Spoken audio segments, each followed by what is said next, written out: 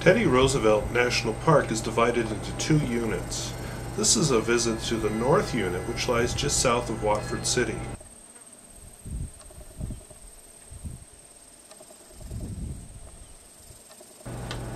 It's a rugged land called the Badlands, full of these buttes which have been formed by erosion and mostly seem to follow the Little Missouri River valley.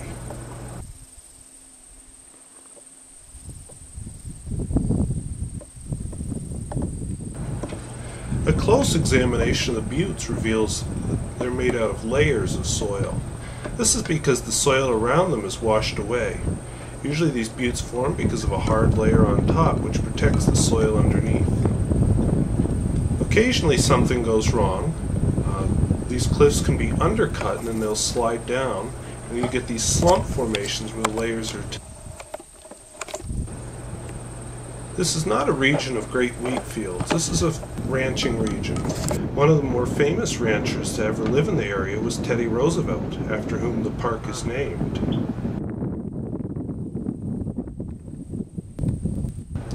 This is a geologist's paradise because it's so easy to study the different specific layers.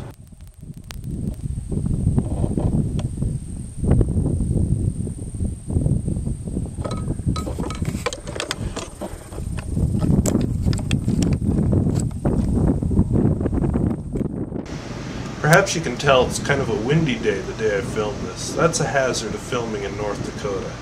I wanted to get the natural background noise, and of course, it's wind.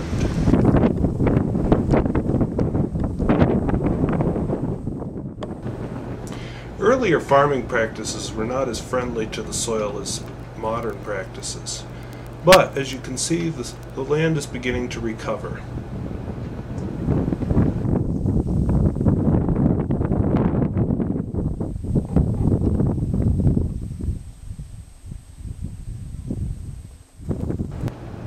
Glaciers intruded just slightly into the park. They left behind signs such as these random boulders of granite, which are not local soil.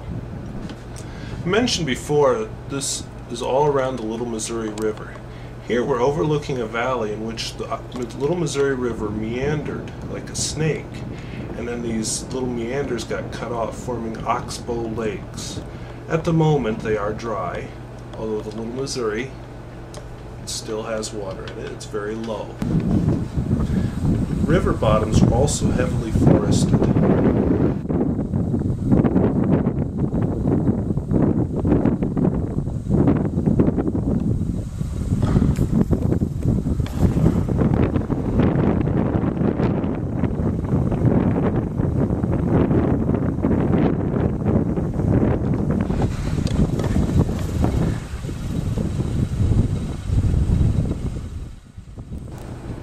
This cabin was built as a public works project during the Great Depression, and it overlooks another attractive part of the Little Missouri River.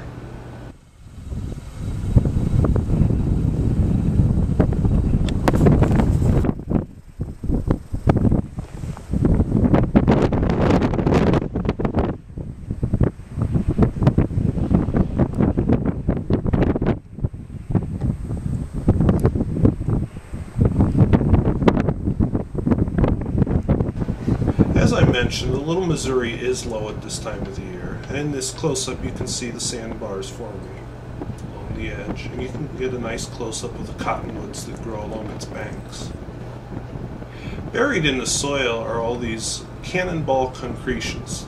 They're just rocks that are randomly in the soil. Over time, as the soil washes away around them, they'll fall out. Here we're in an almost swampy area along the banks of the Little Missouri. I wasn't close enough to actually see the Little Missouri, but it's a wide open area. There's a wonderful campground and a lot of trees. This area is also filled by the remnants of the Texas longhorns that the original ranchers raised. I didn't see one, which is why it's just a picture.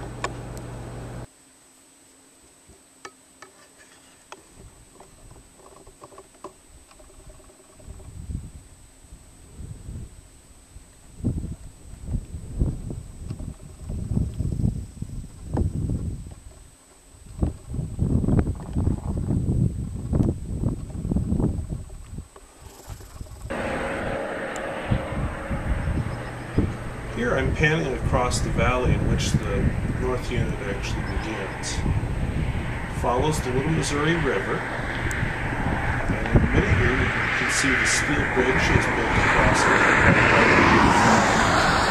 A little farm right beside it.